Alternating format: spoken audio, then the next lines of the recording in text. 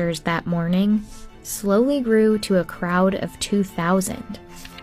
Reporters said the scene reminded one of bees swarming. The hands of the feminine mob would claw at the tops of the passing cars. When the American officers tried to disperse the crowd, they were met with bottles, rocks, and insults. Protesters even laid down on the tracks in front of the trolley cars to create a blockade.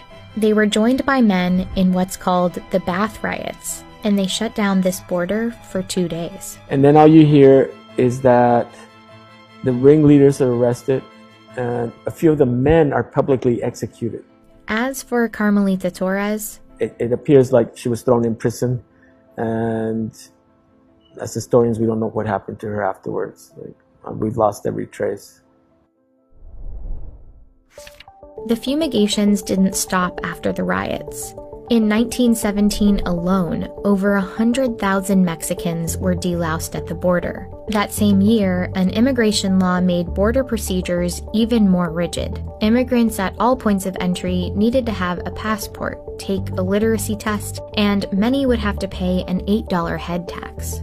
And later that year, the U.S. Public Health Service laid down instructions for border agents about who should be kept out of the country. Imbeciles, idiots, feeble-minded persons, physical defectives, persons afflicted with loathsome or dangerous contagious diseases. The discriminatory policies at the border resembled horrific events elsewhere in the world. In fact, while researching this, David stumbled upon a detail. The fumigation of Mexican immigrants wasn't just reminiscent of Nazi Germany, it was directly linked to it. It's not so much that the United States was copying Nazi Germany, it's the opposite. Nazi Germany was copying the United States.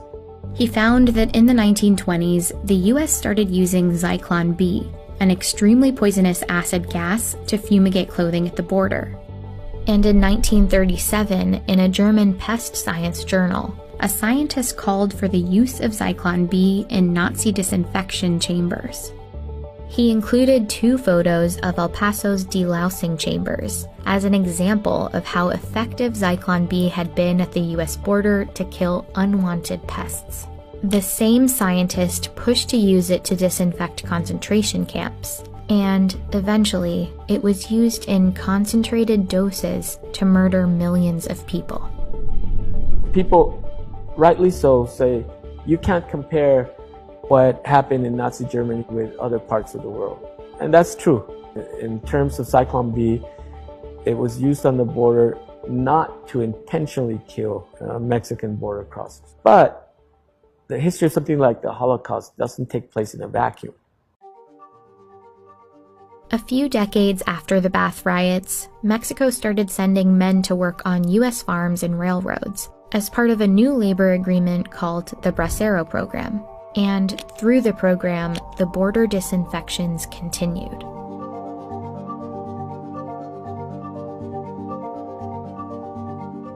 Here in this facility, some migrants were sprayed with insecticides. This time, it was a substance called DDT. Dichloro-diphenyl-trichloroethane. It was a substance called DDT. Dichloro-diphenyl-trichloroethane.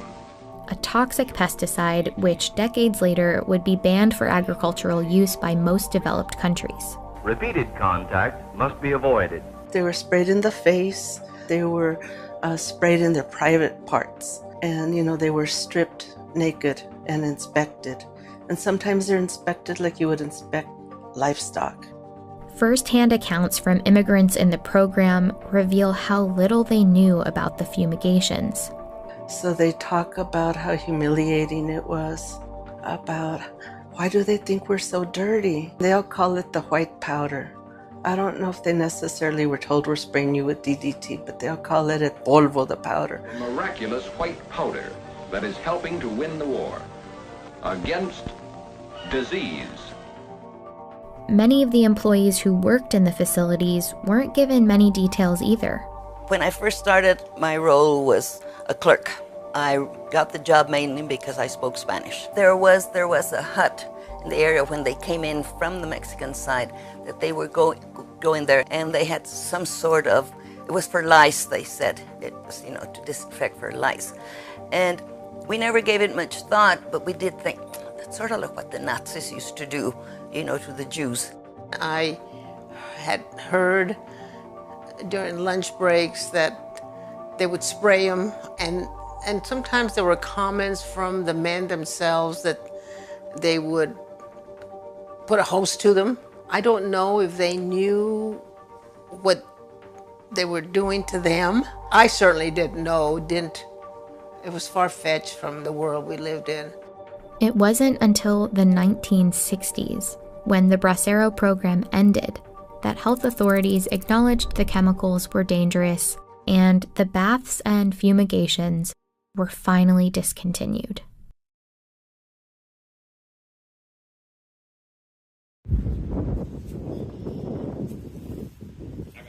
I'm not the cameraman. No. All right, Shalom. We are the Hebrew Israelites from the Indianapolis branch of the Great Millstone.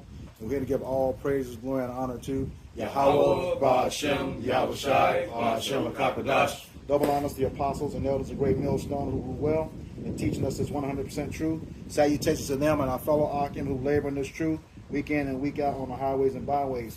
Also salutations to the hopeful elect of the scattered 12 tribes of Israel, scattered to the four corners of the earth, that be like unto the speckled bird, also known as the Israelite foreigners, and the so-called Negroes, Latinos, and Native Americans.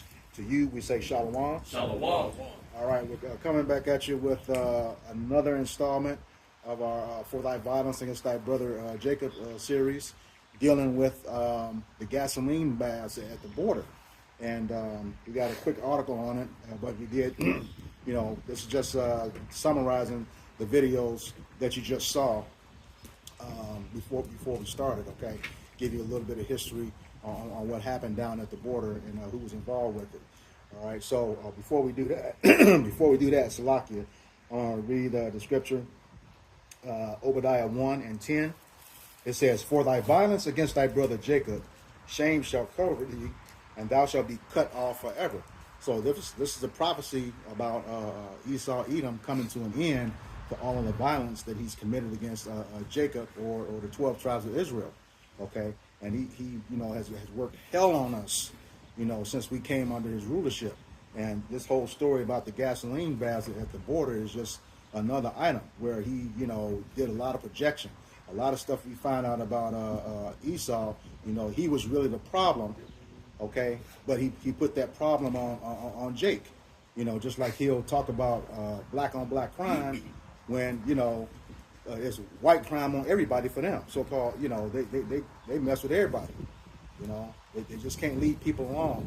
And this is one of those things where, this whole gasoline baths at the border pretty much goes into ethnic cleansing of the Mexican Americans, or the Mexican, who's also called the tribe of Issachar, okay, according to the scriptures.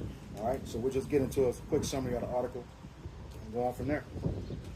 This is an article from Vox. It says in 1917, American health officials in El Paso, Texas, launched a campaign to use toxic chemicals, including gasoline baths, to disinfect immigrants seeking to enter the United States through the U.S.-Mexican border. Only a few days after the alarming practice was launched at the border, one Mexican woman refused to go through it, sparking a protest of thousands of Mexicans at the El Paso border. Her name was Carmelita Torres. She was a 17-year-old maid from Juarez who crossed the border daily for work. Although Torres and the riots briefly shut down the border, the campaign would continue for decades and even go on to inspire Nazi scientists. In this video, we trace the dangerous policies that lasted well into the 1960s. Pause. That's the 1948. I think that correlation. Now for declaration. No, not 1948. 1960s. No, 1948. Hitler. Yeah. Hitler. Yes. Nazis. Read that part again, brother. It says, although Torres and the riots briefly shut down the border, the campaign would continue for decades and even go on to inspire Nazi scientists. Now you see why they made up this. I can't say the word. You know what I'm talking about. The small hats. Yeah. They're using Jake, oppression, affliction to fit them. Yep. Right. Go ahead, buddy. It says that's important to know that. It's important to know that. Because they said the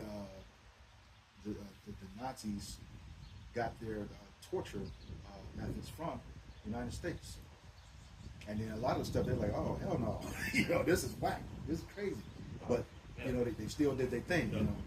But it comes to mind, Deuteronomy 28, the curse will be a sign upon us. Yep. Yep. I was listening to this documentary on it, you know, just trying to learn. And going off the documentary, that documentary was true, it was horrifying. They said they were just killing them, taking their kids, they were tricking them into getting on these buses and taking them to these camps, just slaughtering them all over. And they was like, it was over. So like 2 million. Just children. The number always change, brother. Yeah. That's good. It says, in this video, we trace the dangerous policies that lasted well into the 1960s, from the forced kerosene baths to the use of poisonous gas Zyklon B, to the fumigations of migrant workers in the Bracero program using the pesticide DDT. It says, watch the video above to learn more about this long history of toxic chemicals at the border. It says, and that, just to give more clarity, that kerosene was also mixed with vinegar. You know, so it was a very, very painful situation. You know, you recall with the crucifixion, you know, they put vinegar in the house on the side. So that's a very painful thing. Right? And, this guy, Esau, and what they were doing it for was trying to get rid of, they said that was a lice snake, literally going into people's homes, you know, inspecting them for lice. And, you know, we did a little research last week before we started this video, and turned out it's Esau, who's the #1 demographic that gets lice. So that's what we were talking about, how they would take their problems and project them onto Jake, you know, making Jake the face of a lot of stuff. A lot of their issues, they take and say, you know, Jake is responsible for it. Like in this case, you know, I think the disease was called typhus that was going around, which was caused by lice. Well, if you lead the category in that lice, the problem is you. No, but you're gonna make it make someone else the face of it. All right. Yeah, that's That was it. Get that Genesis 30. And see that see somebody get I always get Jeremiah 33. Yes, that proves that the so-called Mexicans are Israelites. Get that Jeremiah 50 first. Yep, because the Lord didn't leave no tribe unpunished. Right. We all had to endure this captivity together. Yep. So we all went through that affliction together. But this scripture gonna prove it. Bring it out. Yep, it's Jeremiah chapter 50, beginning in verse 33. Thus said the Lord Yahweh of hosts, the children of Israel and the children of Judah were oppressed together. It says the children of Israel and the children of Judah were oppressed together.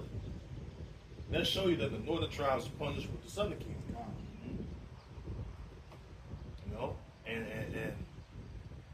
they act like, you know what I'm saying, they just better than Jake. No, you're the same. You know, this is why Esau treats you like that. Yep. You know, you're not no friend of Esau. You his enemy. And that's why Esau, every time he uses shit out of Issachar for hard labor. And then he show you he's using nickel. Yep. In his eyes. I mean, this whole thing is a straight atrocity. How could you trust that Esau after doing something like this? You know, they was dying. And really, they don't want to tell the whole thing. They was dying of this shit. Yeah. And on the side note, that goes to show you that, you know, this Babylon that's being spoken of in Jeremiah 50 is talking about modern day America. See, because the last time we were oppressed together as a nation was in ancient Egypt. Mm-hmm. See, and we know that the northern tribes, mainly the northern tribes, went into the Assyrian captivity, Medo-Persians, Southern Kingdom, as well as Greek and Roman captivities. Right. So also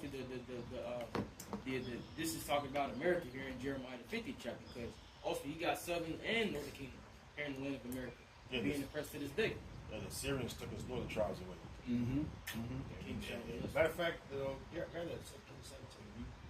Ezra,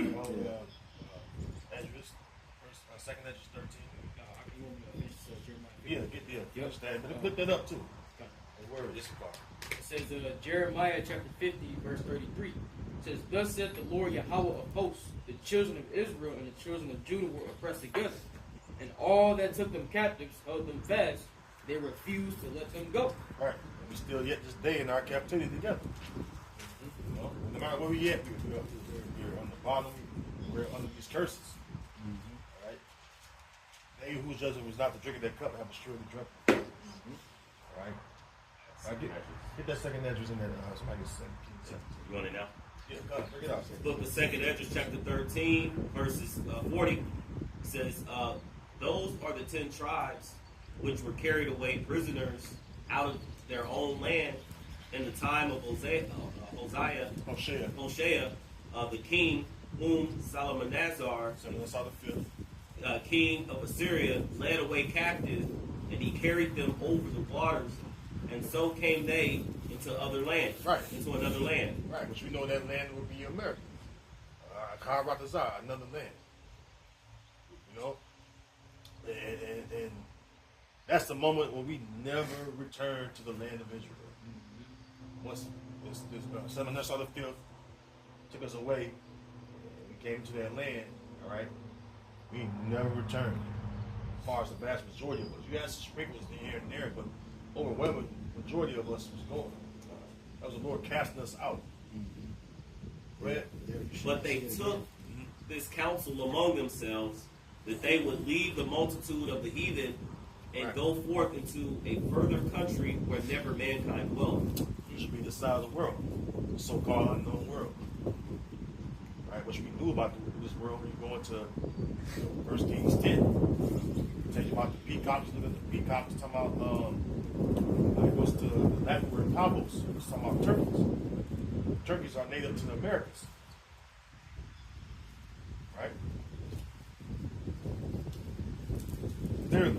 Turkeys are native to and mainly Central America. Right? Kind of south of North America, but Central South America. When they find the tribes at, in the Americas, they named it. Nazareth.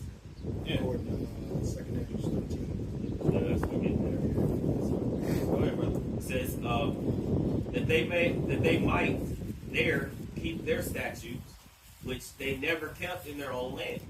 That's why, you look at the history of the northern tribes, we were going off. There were some things we were keeping too, customs. You know? That's just Jake for you. Jake was over here, we was idol worshiping and shit. Everybody says in Hosea that that too. You get that too, but it's the 5th chapter of Hosea. It speaks about the sins of Israel not hid from the Lord.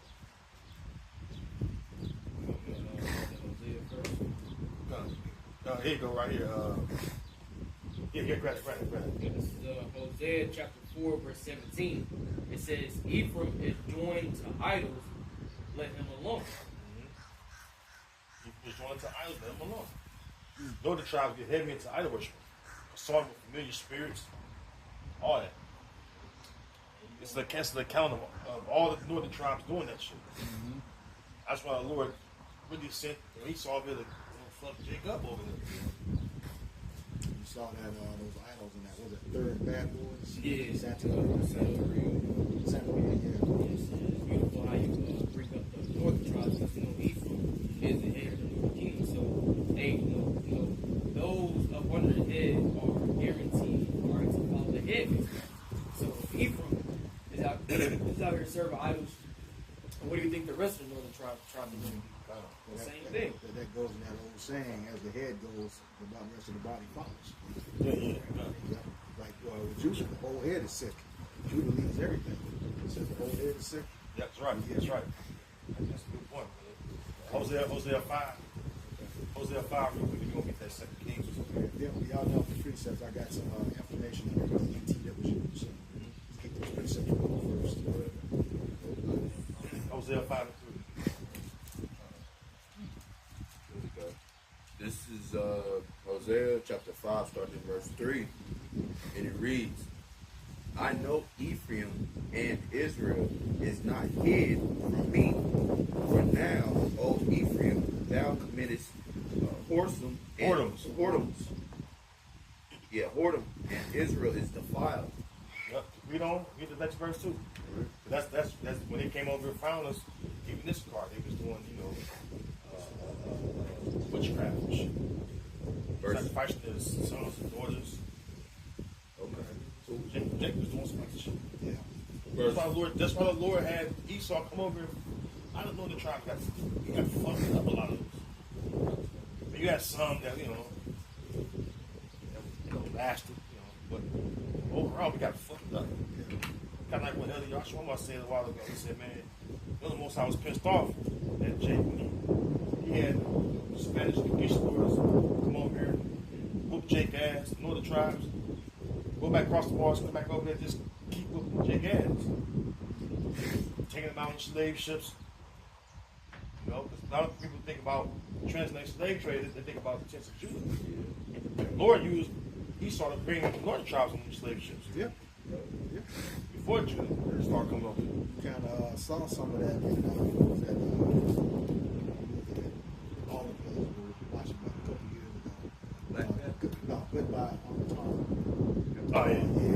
And that was like worse than Boots. They actually played out Joel chapter 3 in that movie as well too. But in one scene, you saw the northern tribes on the ships with Judah when the transatlantic slave trade. Well, they knew the land here. Yep. So, so the one thing is to take them out of this land, and ship them out, away, because it's like they could hide, they knew all the crevices and places to hide, and to fight back. That's right. So it's like, okay, we need to send them away, so, they go into Europe, different parts that's on the other side. You more than that? Yeah. Oh, God. Yeah, then you got the 2 Kings 17. It says, 2nd Esdras 13, verses 43. It says, and they entered into Euphrates by the narrow passages of the river, for the Most High hath showed signs for them, and held still the flood till they were passed over. That's when you travel, around the Horn of Africa. The waters, still is the currents. The currents are strong. In ancient world, you have to know how to ride them currents to get to different lands. Wasn't that the same path that took a year and a half one way and a year that's and a right. half back? Yeah. That's how you can link. That's how you link up the peacock. You look at the peacock. You go back to the Latin Pavos. King Solomon Navy took them a year and a half. They say every 3 years they came. Yep. So a year and a half that way, a year and a half back. Every 3 years they brought things for King Solomon. That proves that it took us a year and a half to get over here. Well, where did it take a year and a half to go? So, that world right there connected by land. The whole known world at that time. So it had to be talking about over here. Because it took what? A year and a half. Go ahead. It says, verse 45, it says, for through the country there was a great way to go, namely of a year and a half. And the same region is called Asura. That then dwelt they there until the latter time. Then dwelt they there? And then dwelt they there until the latter time. And now when they shall begin to come. Like the latter times. Yes, sir. That's why when they came over here, all right, they seen what? The 10 tribes. Mm-hmm. From North, Central, and South America. I got a. They said we're in the latter times. We're at the end of the latter times right now. Mm-hmm. But it was for us to be joined together, to be, again, Jeremiah 50 and 33, to be pressed together. The reunion of the tribes. You know, this is why the Great Awakening is so important. Because the Great Awakening started over here in America. All right, go ahead. I had a little information pulled up on Asherith, and this is from the Jewish Encyclopedia, so they know. All right, it says the name of the land beyond the great river, far away from the habitation of man, in which the 10 tribes of Israel dwell, observing the laws of Moses until the time of restoration. See, okay? And it says according to observing the laws. All right, it says observing the laws. What? Of Moses. Of Moses. They came over here. They found the Decalogue stone or a lost English stone. They found little things with 10 commandments in it, written in Hebrew, block style Hebrew. Yeah. You look at the James there. He studied the language. He said what? It was ancient Semitic language. So they did a study on us. Yep. This is why you go into the history of how they came over. They had the Moors, which was Southern Kingdom Israelites. They could speak what? The Hebrew, number one. And it says Arabic, which Arabic comes from Hebrew anyway. Yep. So they was fluent in that. So they had our brothers that even translate what we were saying. But they don't teach that shit in school. Nope. No, go ahead. And that's like you find in Columbus's ledger. He brought 5 Hebrew interpreters. There was more. It said Moors. Yep. There was a movie called 1942. 1492. I mean 1492. 1492, where it actually had, the guy playing Columbus mentioned the Apocrypha. Yeah. He's like, it's written in the Apocrypha, like how they came here. That's what's coming up right here. Okay, start back at the top. The name of the land beyond the far great river, far away from the habitation of man, in which the 10 tribes of Israel will dwell, observing the law of Moses until the time of restoration, according to, now they have 4th Esdras, 13 and 45, but we know in the 2nd Esdras, 13. It says Columbus identified America with this land. So they use the scriptures to find it. Yep. And to bring it all in, bring it back into Issachar, that Decalogue stone out there in New Mexico, I believe it is. Yeah. And so that land, you look when you know the geographical land, or location. Most of this west part of this land was Issachar, so-called Mexican land. So it makes sense that lost English stone was found out there. And what they have on the 10 Commandments. Yep. This is why they know we caught on to it. They start scribbling shit out. Yeah. They start scribbling shit out because they like, oh, they know this shit. They know that they are the Israelites of the Bible. So they started scratching out like Esau do. He destroyed things. Knocked the Moses off and stuff. Yeah. He destroyed things so you can't know. But once it got out, it was over with. Yep. Because the Lord was waking us up. And this is why even the apostles and the elders, they go into that. Matter of fact, Elder Kazak went out there and he looks like read it, fluent. There was a dude like an Edomite before Elder Kazak went out there. He read it fluently. He said it's the name of their God. Yep. Their God is Yahweh. Yahweh. Speckled bird. Why? The Most High name is dreadful among the heathen. So the fact he can utter that, he said it perfectly too. Brothers, ever seen that video? Yeah. Actually, it's funny. He like a hippie ass Edomite with glasses on. Yep. He said it's the name of their God right here. Yep. Yahweh. They tried to invest the scratch out, and they couldn't. They also tried to move it. This thing is shaped in such a way you can't get anything around it, and it weighs 80 tons. It's rock. Yeah, big rock. So trying to move something like that has a huge weight and a non-uniform shape. It's going to be impossible. It's not meant to be. All right. So then that predates Esau coming over here. So that lets you know that Israelites in this land. You can't get around it. So they try to stretch it out, trying to remove the landmark that show you who the people are. That's why you go in the scripture sometimes, it says Israelite, they may have Hittite behind it, because he lived in the Hittite land. They was the Canaanites in our land, when we lived in our land. You know what I mean? Yeah. Judges now. Yeah. Some of them, they couldn't get them on the land.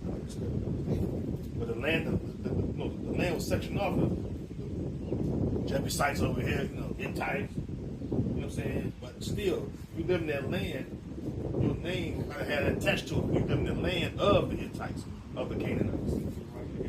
Yep. See? Go ahead. We had a precept. It's just that was on that part was all. That was it. Yeah, just. Wow, that was good. It's just quick, very quick. It's Proverbs 22, verse 28. It says, "Remove not the ancient landmark which thy fathers have set." And also, scripture also say, "Curse be ye that remove not the ancient landmark." Not supposed to do that. All right, bring it out. Back in Hosea chapter. Let's know. Keep going. Some go to 2 Kings. Okay.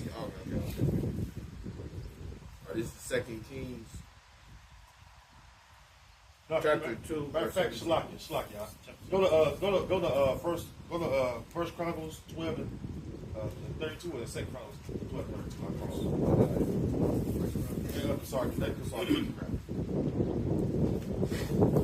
We're speaking about the so-called vessels. We gotta get into the characteristics of the vessels. They got the Decalogues on the Lost Stone with the Israelites, but there's characteristics that go with them. Somebody get that definition of Issachar. Oh, they on deck too. Go ahead, brother. First Chronicles chapter 12, starting verse 32, and it reads, "And of the children of Issachar, which were men that had understanding of the times, to know what Israel ought to do, the heads of them were 200." So it says Issachar. Read it again. All right. We'll start from the top. Yeah. And of the children of Issachar, which were men that had understanding of the times. Men that had understanding of the times. Going to the history of Issachar, they was the ones that, can observe the lunar cycle, which is the moon cycle. Somebody get that too. Issachar was good. Sirach 43. But Issachar was good at that. Telling time. Without having, we didn't have no watches back then, clocks. They able to do that. And then when I learn this truth, I question them. Like, man, I can tell the time without knowing the time and the thing. Oh yeah, my grandfather, he can tell you what time it is exactly, bro. And dead serious, man. All of them knew that. That's right. So bring out that real quick. So we're gonna go back there where you at, Kazar? Yeah. So Rock. Because watching the lunar cycle, especially, bringing in high holy days. Yeah. So Issachar had a responsibility for that. They got look, we got so many days for the new moon coming, the new Sabbath. We got the feast coming up. You know what I mean? The Day of Atonement, whatever. They was perfect at that. Everybody had a job to do. Remember, the children of Israel were made to serve Yahweh Bashim Yahweh Shai. So we are to serve in some way. Levites had their portion of serving, the priestly duties. So we service, man. This is Ecclesiastes chapter 43, beginning at verse 6. It says, "He made the moon also to serve in her season for a declaration of times and a sign of the world." Right. And start to look at that. Man, this okay. We get Israel together, let them know the heads, whatever. It sounds this message that y'all know this is coming in. Passover coming up. Gotta get ready to get your unblemished lamb, male of the first year. You know what I mean? Go ahead. It says, "From the moon is the sign of feast." Sign of feast. It start telling you the feast come up.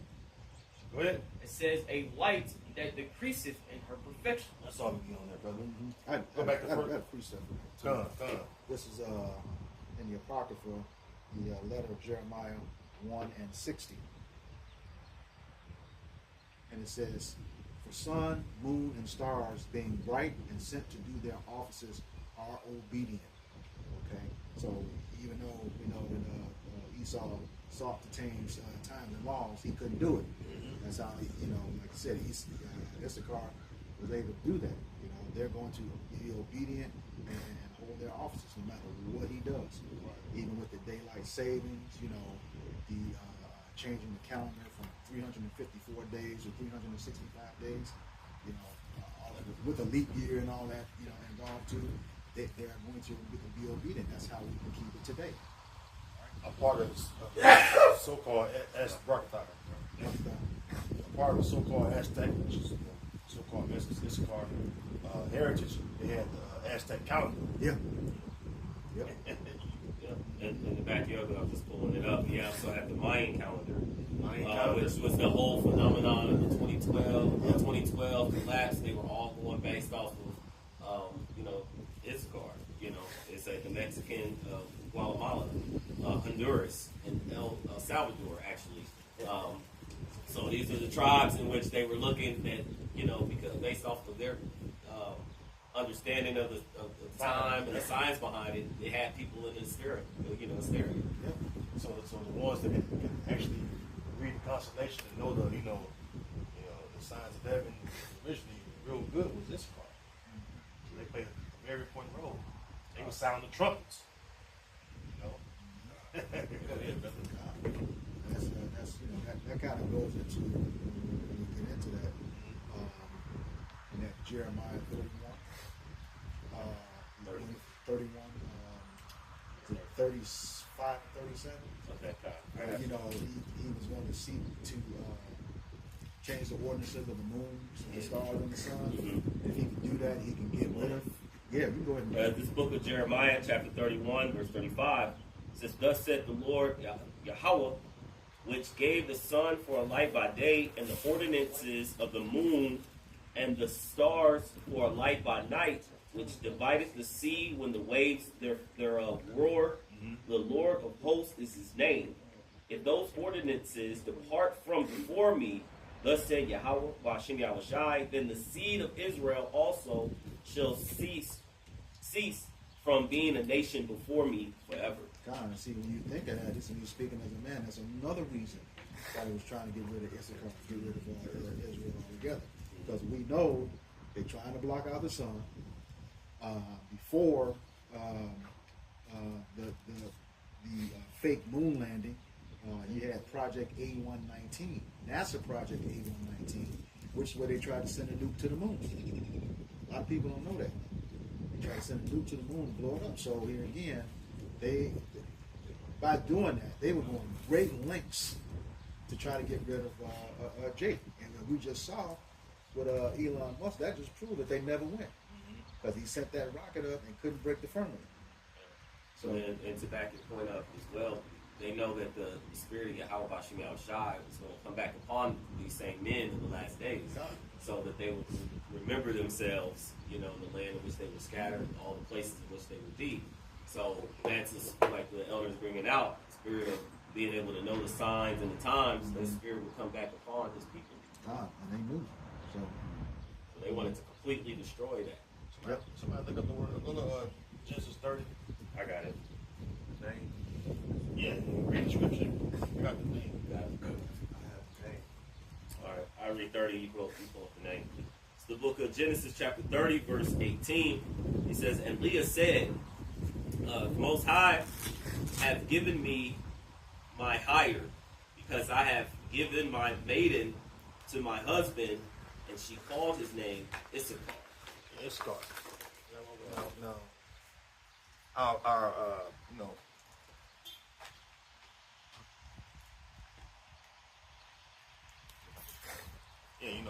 so Issachar name was given, like our names of the tribes of the patriarchs. They're all omens. So that's why when you read the scripture, it explains what the name, really meant. So just read that again. Read the scripture again. Salaki. I had it.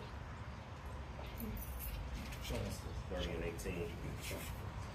Book of Genesis, chapter 30, verse 18.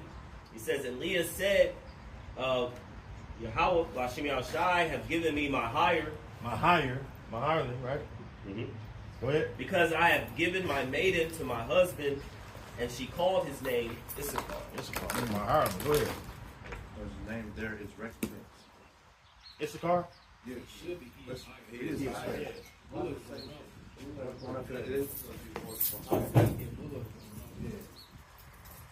That's going off. Yeah. Yeah, we know. That's why the scriptures explain it. Yeah. This scar means Shashkar.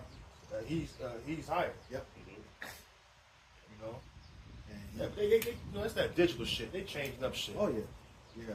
I used to have the 1611, the literal 1611 digital, and then they changed the Greek saying Yesu into Jesus. I got rid of it. That false name. But Issachar is my hireling. Now you go to Genesis 49. Somebody go to Genesis 49. I got it. Go get it. Whoever got it, read it. This is Genesis 49 and 14. It says, Issachar is a strong ass couching down between the two. Strong ass. Strong ass. Ass or donkey, same thing. All right, it's a mule. You don't think of it as a mule. It's literally a mule. It's a small mule, but can do big mule work. That's how Issachar is. They can do, a lot of them small in stature. Got some tall, but a lot of them small in stature. They can do big work. They can do some mighty work. You be like, man, they getting down like ants and shit. Constantly working. Like clockwork. Which was probably, again, me speaking as a man, that was a choice of the original reparations, 48 acres and to till that land. But that's why Esau used Issachar for labor. Because who's doing the most labor in America? Issachar. Yeah. See, that's my job. I've been out now dig this. I used to do loads out here out west. Out west, the main workers out there. You got some Southern Jakes out there. And some other northern tribes. The further west you go, you're going to see mainly Issacharite workers. Mm-hmm. They in Starbucks. They in the truck stops. Yep. You know, they the construction workers. They the ICE agents. They the fucking California State Police. Mm-hmm. Arizona State Police. You know, they out there. You see them break down the roof. Yeah, I turn into a low yard, or get a trailer, whatever. Issachar the gate. Hey, what's up, bro? You pick it up, and they be right there, bro. And it's like, damn, man, it's like they ain't never left. No matter how hard you start trying to push them down, we just said that they're read that again in Genesis 49. Sorry. All right. Genesis 49 and 14, it says, is Issachar is a strong ass couching down between two burdens. Mm-hmm. And they got it. They got the hardest working conditions. All right, and they got the really fucked up living conditions. Yeah. They work hard, man, and that's why when they really take like an old house, whatever they can get their hands on, they build it up. Yeah, they remodel it. The whole I've seen Issachar build some shit up. Matter of fact, Issachar, they the main fucking builders, man. Yep. You want a house done? You want an outdoor deck, patio deck? They do that shit in half a day. I know Issacharites paint your house in the whole day. Top to bottom, in and out. They got fucking the best equipment. They investing money to get the work done. A lot of them got them fucking vans, man. Yep. Work vans. They got work vans, work trucks. Everything they do is about work. Yep. I found it in the blue letter in 30 and 18. I clicked on my hire, and it's Shashkar, which is, it says hire and wages. I know how we pulled it up Issachar, it was off. So it goes Shashkar, and then of course we got Yah is he. So Yah is Shashkar. Even when you you guys dig for it. He saw the devil. Dig for 30.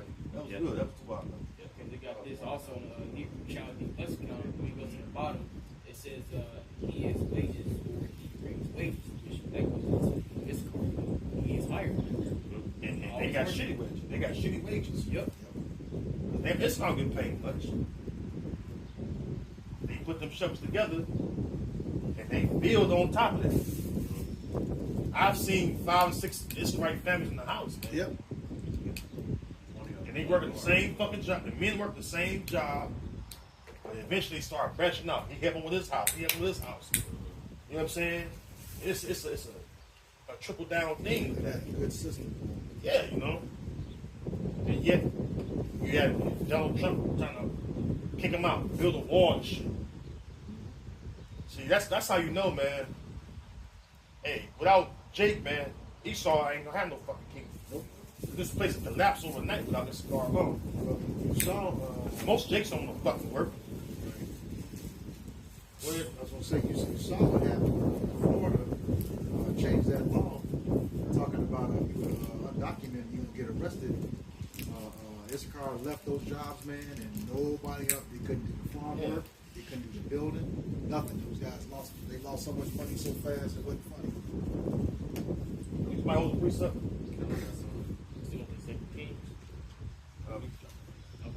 What you got, Jacques? Exodus 1. Start at 11. Exodus 1 and 11. Therefore they did set over them taskmasters to afflict them with their burdens, and they built for Pharaoh treasure cities, Pithom, and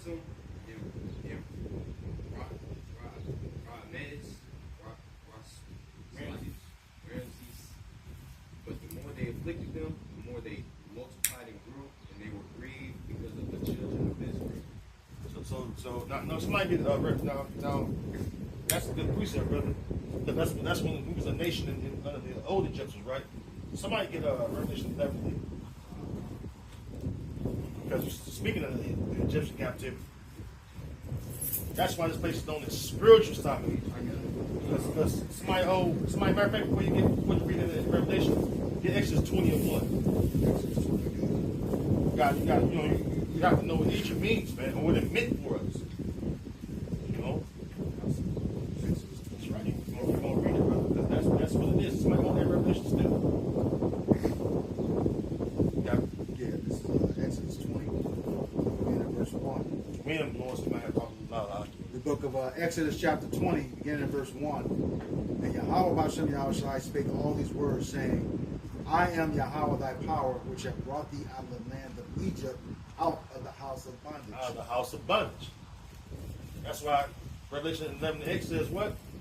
This is the book of Revelation, chapter 11 and verse 8. It says, and their dead bodies shall lie in the street of the great city, which spiritually is called Sodom and Egypt. Yeah, spiritually in Egypt again. It feels just like Egypt all over. Brother Shaki read in Exodus 1, made to serve hard bondage.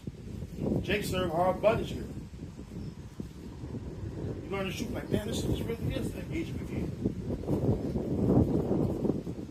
It was just slavery in Egypt. And the house of bondage. This is the house of bondage again for us right now. It says in Baruch 3 and 8 that behold, we are yet today in our captivity, where we are subject to payments. You know? Go ahead, brother. Also, it's mentioned second Esdras 1 and 7 too. I am not, even he that brought them out of the land of Egypt from the house of bondage. Right. So, and it's, you might as well get 2 Esdras 15. I will not suffer them to dwell in the land of Egypt. Because though we're in the spiritual Egypt, and we have to go through this bondage, Lord ain't gonna suffer us to dwell here anymore when He come and return and redeem us, man. But that starts with the remnant, which is before that happened, as far as we can be delivered from our enemies, the Lord gonna gather His elect, man, and the rest of the 1/3, man, from this fucking Egypt we're in, this bondage. 2 Esdras 15 and 10. Behold, my people is led as a flock to the slaughter. I will not suffer them now to dwell in the land of Egypt. Right, which is America. This is where we get. All right. This is where our dead bodies was found in. Meaning what, we was in a spiritual dead state of mind. This is why this truth is so powerful for all the tribes. So when you see Issachar come up to the camps, you can point out to them. Y'all Israelites, This is who you are in the scriptures. You gotta know how to point it out in the scriptures. Because why? It says in Ezekiel 37, when the children like people, you ask what are these, you know, what are our meanings by these? I get that. I'm kind of pushing. You gotta know that.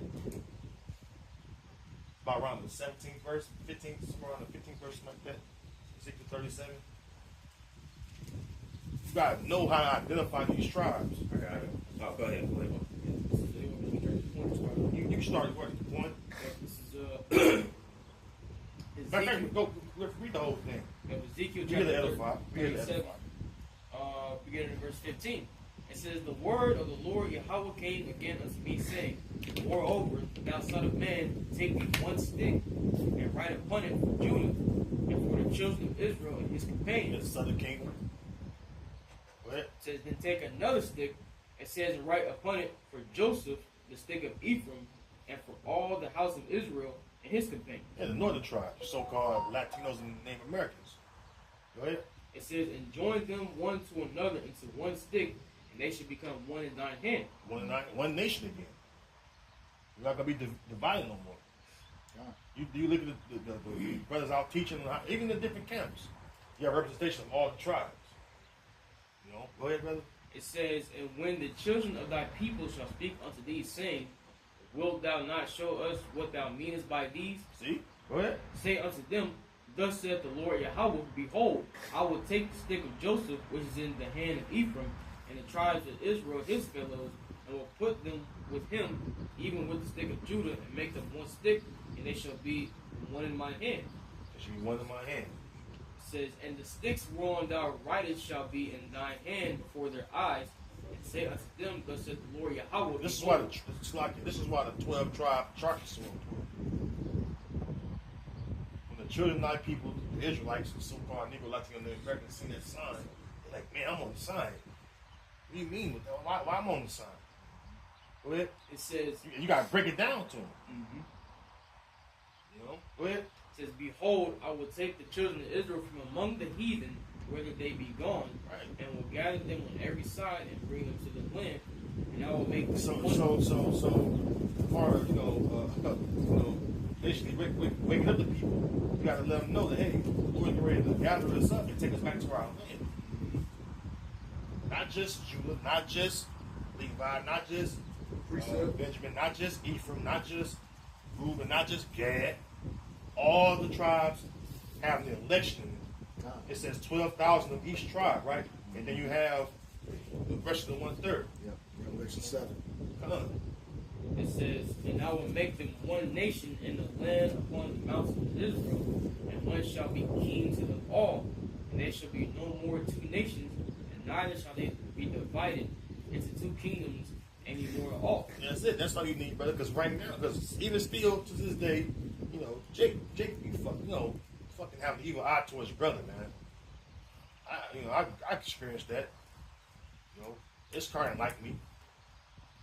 I was dark. I was light. You know, summertime I'm dark as shit.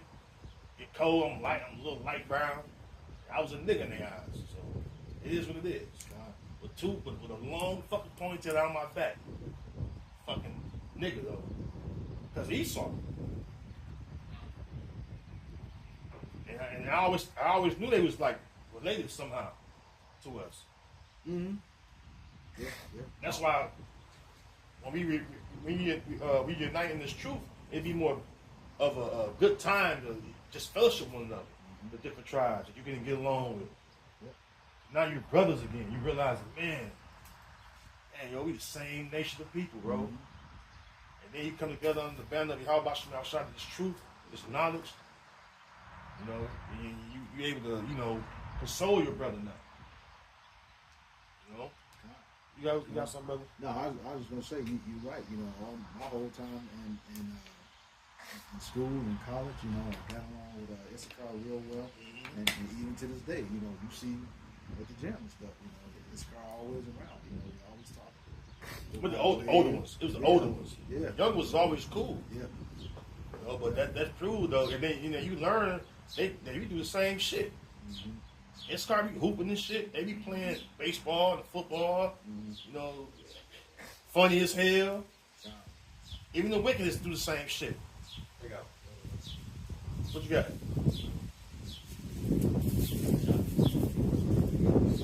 Somebody get that Isaiah 11.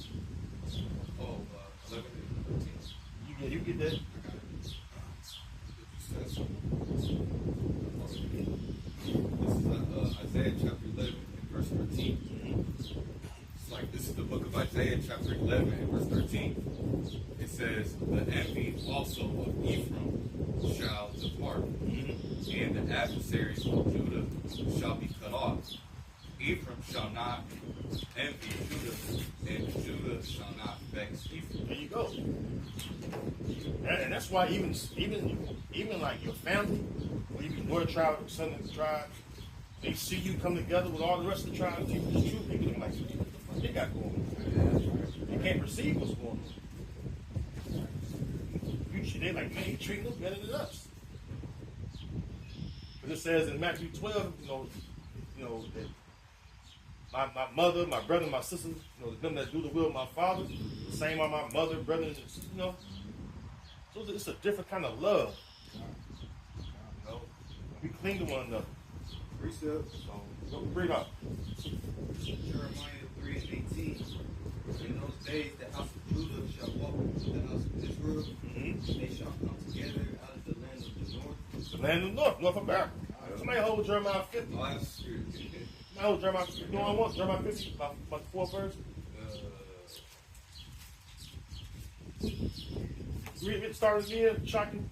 Jeremiah 3 and 18. In those days, the house of Judah shall walk with the house of Israel, and they shall come together out of the land of the north, to the land that I have given for inheritance unto your fathers.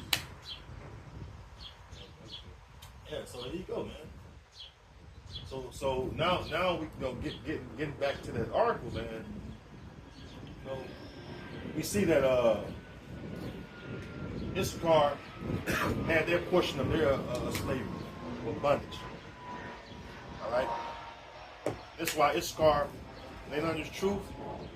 I love to see them, clinging to this now, because they realize that, man, we have to suffer this affliction, all right? But now we got this knowledge. We know that who our enemies are, and it's not our brethren, but Esau, the so-called white man, the one that have afflicted us. He's our oppressor, just like he oppresses the other tribes. All right. That evil eye is turned from Jacob. You learn this knowledge. Yep. You know what I mean? Those sincere brothers. You know what I mean? Go ahead. You want me to call one? Jeremiah 15 and 4. Yeah. This is the book of Jeremiah, chapter 50, verse 4. It says, in those days and in that time, saith the Lord Yahweh Shem Shai, the children of Israel shall come. They and the children of Judah together, going and weeping, they shall go and seek the Lord Yahweh Shem Shai their power. So, and not Issachar be cussing out Esau too now. Yep. Hey, Lord putting that spirit on Issachar. Go ahead, you know what I'm saying? Esau. Cuss their ass out. They're righteous because why? Esau afflicting them. Precept. It says that in Isaiah 10 that they should not stay upon them that that smote them. Read it. Isaiah chapter 10 and 20. And it shall come to pass in that day that the remnant of Israel, and such as are escaped of the house of Jacob, shall no more stay upon him that smote them, right, but shall stay upon the Lord, the Holy One of Israel.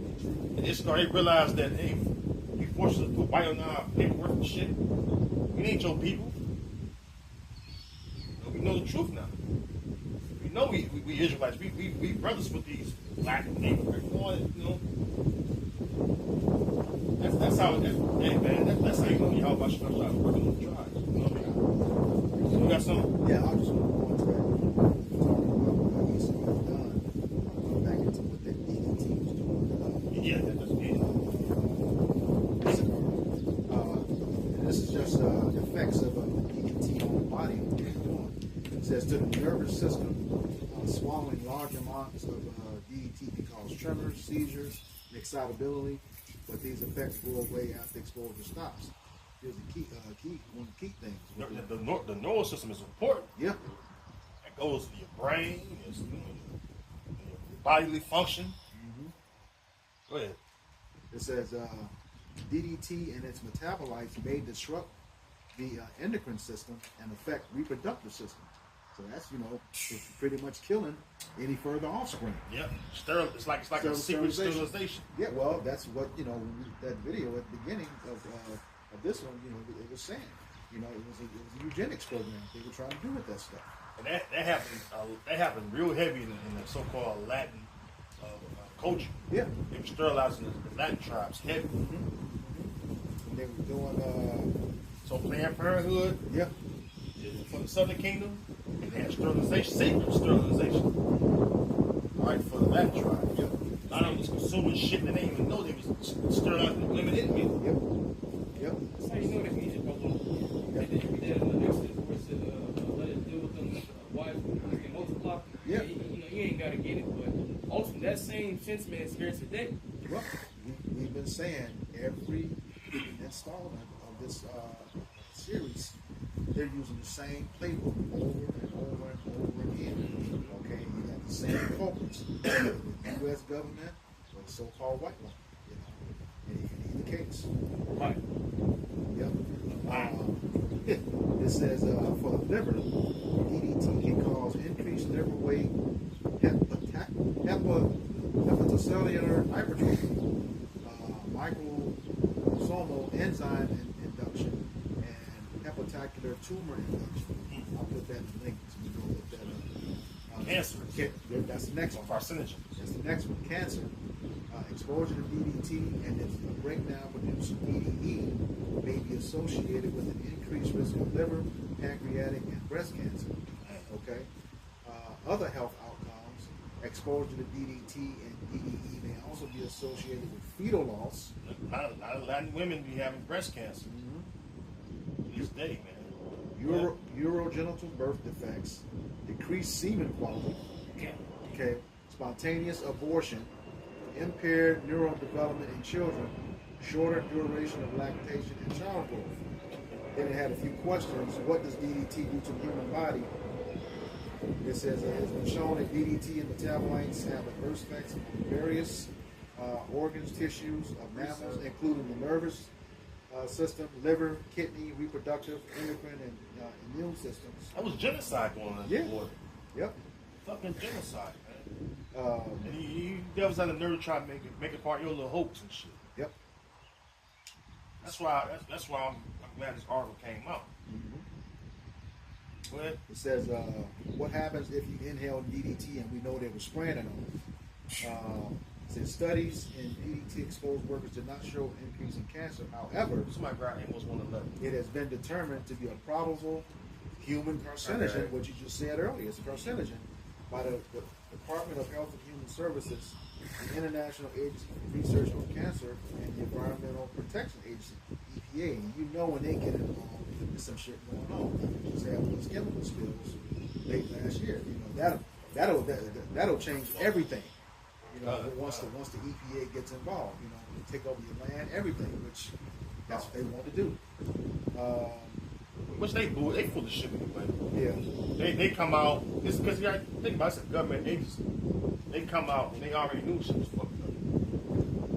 This is the dead water. See, they always attacking Jake's neural system. That's why people think of the sword. They think about guns, missiles. They got chemical swords too. Yep. Yep. Biological weapons. Biological weapons. That's it. Go ahead, brother. Yeah, this is the last one.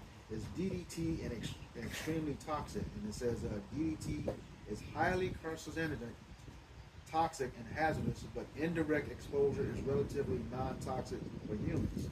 Chronic exposure of DDT can affect reproductive capabilities, embryo or fetus, and breast cancer. And we know that this wasn't indirect. This was purposely done for this. And so they were held back for, like you said earlier, eugenics.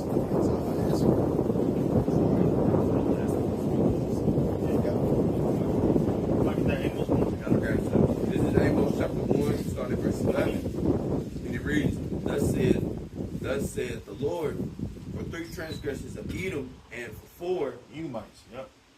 I will not turn away the punishment thereof, because he did pursue his brother with the sword, and did cast off all pity, and his anger did tear perpetually. That ark, the baby, they cast off all pity. It says anger did tear perpetually, right? What kind of wicked, sick shit you do to a people to make them go through fucking gas baths and knowing it's fucking them up. Everything the Brother Barber's Law just read is fucking this car up. The scripture says it said it show no favor to the young or the old. That's right. So it's affected every part, patriarch, all the way down to the children.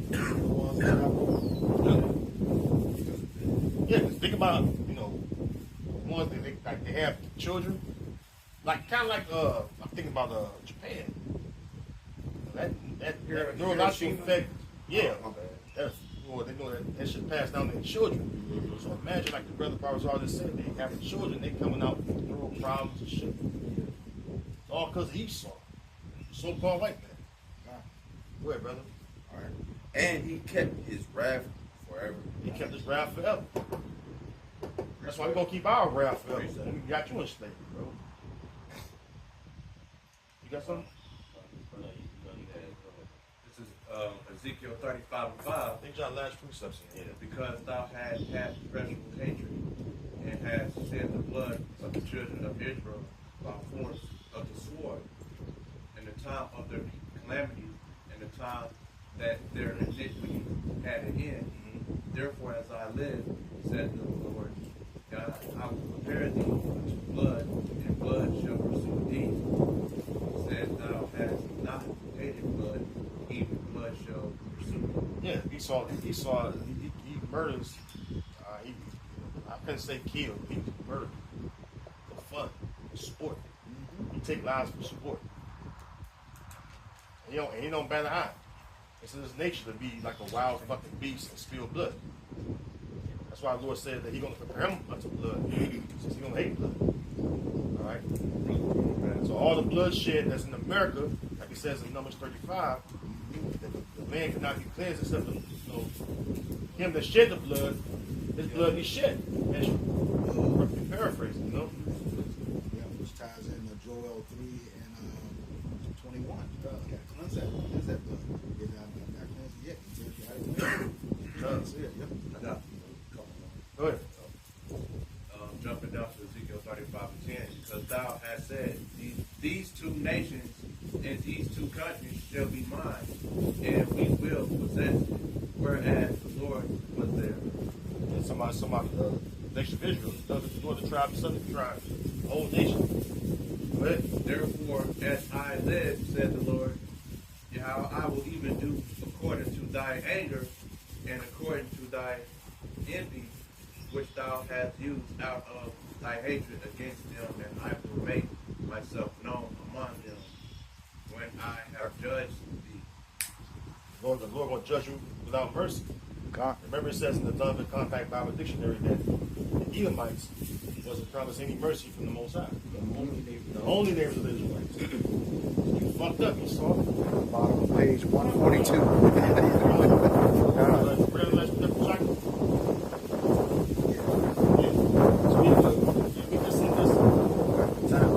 All right, so with that, we hope this lesson was edifying for the elect body of the nation of Israel. Once again, I'm going to give all praise, glory, and honor to Yahweh, Hashem, Yahushai, Hashem, Kakadash. Double honors to our apostles and elders of Great Millstone who were well in teaching us this 100% truth. Salutations to them and our fellow Akim who labor in this truth week in and week out on the highways and byways. Also salutations to the hopeful elect of the scattered 12 tribes of Israel, scattered to the 4 corners of the earth. If you like it to the speckled bird, to you we say Shalom. Shalom. Kwam Yasharala. Shalom. Shalom.